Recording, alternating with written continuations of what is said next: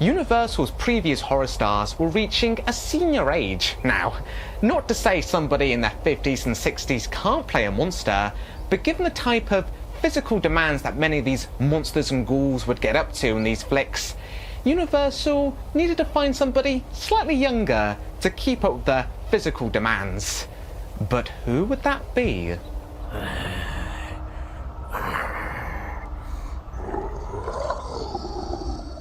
Before Hollywood could conjure monsters with technology, there was one man who became them. They called him the Man of 1,000 Faces, but his genius wasn't makeup alone. It was sacrifice. Lon Chaney didn't just portray grotesque figures. He transformed his body into cages of suffering, surrendering comfort and health so audiences could witness nightmares made flesh. Yet what made him unforgettable wasn't only the horror. It was the heartbreak bleeding through every distorted mask, every hunched silhouette. Chaney forced the world to confront monsters not as faceless terrors, but as tragic mirrors of ourselves. That gift was born from silence. Raised in 1883 by deaf parents, Chaney learned to speak with his hands, his body, his eyes. Silence became his first language, teaching him that true expression lived not in words, but in presence. And in the era of silent film, when voices vanished, he spoke louder than anyone. Still, the man himself stayed in the shadows. He dodged interviews, refused the spotlight. He was famously quoted as saying, "Between pictures, there is no Lon Chaney." Off-screen, he erased himself. On screen, he disappeared so completely that what remained was not an actor at all, but something unearthly, unbearably real. And that's where this story begins. Art born from sacrifice. A man who dissolved his own identity so that cinema's nightmares could breathe. Lon Chaney didn't just act. He vanished.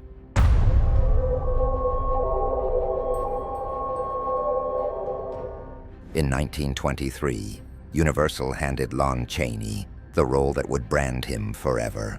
Quasimodo, the broken bell ringer of the Hunchback of Notre Dame.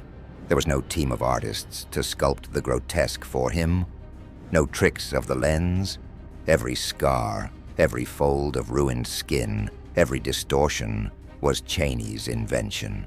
Each morning, he transformed himself, layering grease paint, sculpting false flesh, then locking his body into a costume built less for performance than for punishment. On his back, a plaster hump that crushed him with its weight.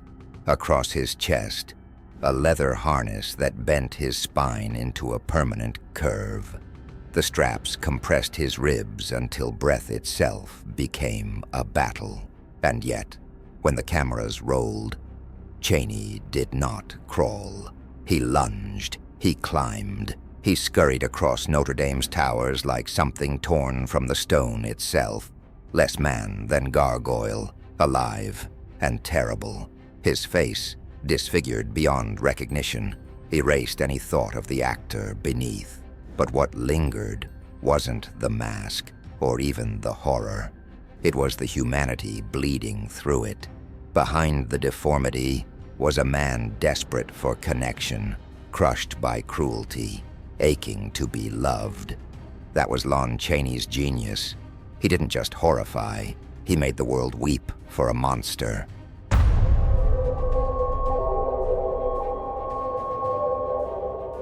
Two years after The Hunchback of Notre Dame, Lon Chaney took on the role that sealed his legend.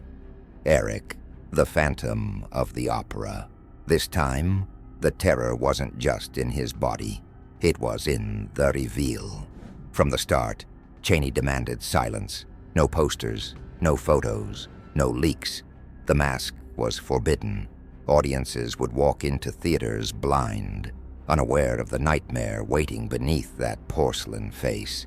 And when the mask finally came off, cinema itself seemed to shudder. The horror wasn't a trick of lighting or camera cuts. It was carved into Chaney's own flesh. He jammed hooks into his nostrils, wrenching them upward until his nose looked skeletal. He blackened his eye sockets into hollow graves. His lips he warped into a corpse's grin. Each morning, he stripped away comfort and reshaped himself into death incarnate. So when Christine tore the mask away, the reaction was volcanic. Screams ripped through theaters. Some couldn't even stay in their seats. No camera trick could have done that. Chaney didn't just play the Phantom. His torment became their terror. In that moment, he didn't act fear. He invented it.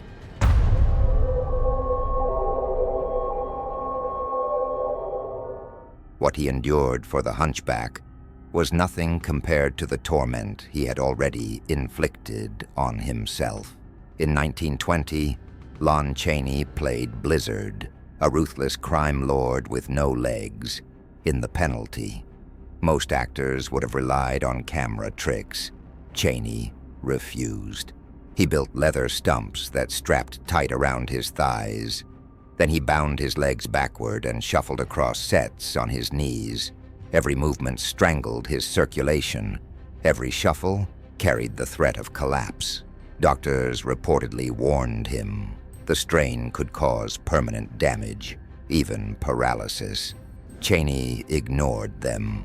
Scene after scene, he dragged himself through the role, forcing blood to fight its way back into his body. Only when the cameras stopped could he claw back enough relief to keep going. But when the lights came on, Blizzard exploded with fury. His eyes didn't just act rage. They burned with the torment of a body pushed past endurance. Blizzard's humiliation wasn't acted. It was magnified by Chaney's own torment. Crawling on floors, stripped of dignity, he lived the degradation his character endured. That's why people believed him. The fury wasn't performance. The torment wasn't staged. It was etched into him, burned into every frame.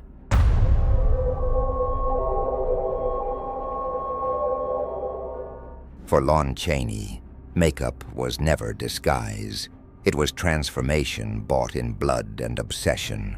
In London after midnight, he was said to jam jagged false teeth into his gums and wear wired contacts so harsh they scraped his eyes raw. In The Blackbird, he split himself in two, ruthless criminal and paralyzed priest, contorting his body into grotesque shapes to switch identities mid-scene. No role was too extreme. No transformation too painful. His mastery became so complete that in 1929, Encyclopedia Britannica asked him to write the official entry on makeup, at a time when film itself was still finding its language. Chaney codified the art of turning flesh into illusion. Those who worked beside him never forgot it.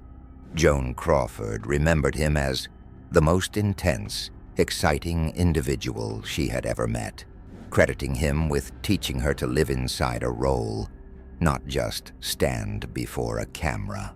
But what set him apart wasn't the wax or the shadows. It was the life he breathed into the monsters once the mask was on. The makeup, he said, is merely the prologue. Character comes first, and to Chaney, even the lowest, most broken figures deserve to be seen with the possibility of sacrifice, of humanity. That belief transformed every role. The Phantom, the Hunchback, Blizzard. They weren't hollow grotesques built to shock. They carried tragedy, empathy, the faint glow of redemption. Chaney forced audiences to confront the face of the outsider and recognize that the monster staring back was, in some way, themselves. His monsters terrified, yes, but what lingered was the heartbreak. They were us. By 1930, Lon Chaney had given the screen everything, except himself. That year, he stepped into sound with his first talking picture, a remake of The Unholy Three. But behind the performance, the man of 1,000 faces was fighting a battle no transformation could conceal. Lung cancer hollowed him from the inside. He told almost no one. On set, he hid the agony the way he had hidden himself all his life. To audiences, he remained the master of transformation. In reality, his body was unraveling. As the disease stole his voice, he returned to the only language he had ever trusted, his hands. The same gestures he'd used as a boy with his deaf parents became his last way to speak. For an actor who built his career on silence, it was a haunting return to where it all began. His life had come full circle. On August 26, 1930, Lon Chaney was gone. Hollywood went still.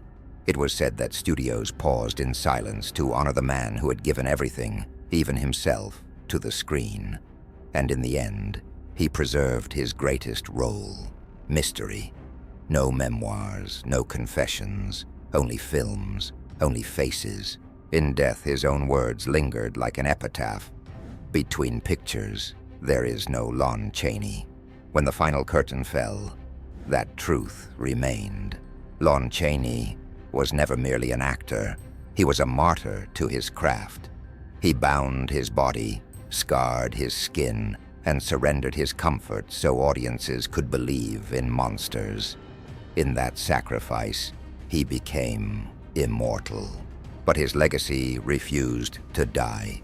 It rose again in his son, Lon Chaney Jr., who stepped into the same shadows his father had carved.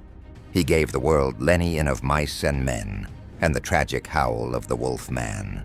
Chaney Senior begged his son to choose a safer life. Fate dragged him back anyway. That was the elder Chaney's true gift, showing that the grotesque, the broken, the deformed could still carry love, grief, and redemption.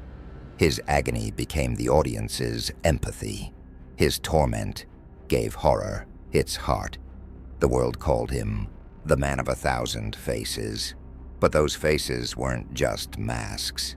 They were fragments of his own sacrifice, given piece by piece. Lon Chaney's final lesson was eternal. Monsters are not born from shadows. They are forged in pain. And that is why his creations still haunt us.